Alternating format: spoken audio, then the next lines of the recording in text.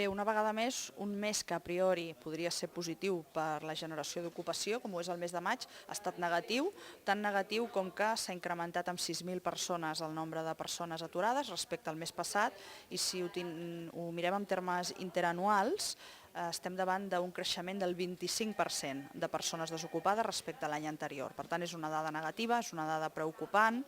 Ha baixat la contractació, com és normal, tot i que incrementa la contractació indefinida i baixa una mica la contractació temporal. Aquest seria l'únic aspecte positiu a comentar. Per sectors, una vegada més, són els sectors de la construcció, el dels serveis i en menor mesura el de la indústria, els que són els responsables d'aquest increment de persones a l'atur.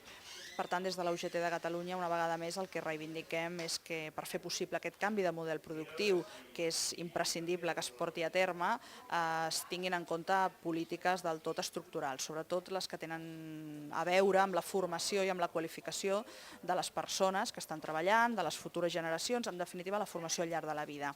Necessitem, i aquesta és una reivindicació molt concreta que fem al Departament de Treball de la Generalitat, que es posin en marxa polítiques personalitzades per ajudar les persones que es queden a l'atur a transitar cap a altres ocupacions, mesures que tinguin molt en compte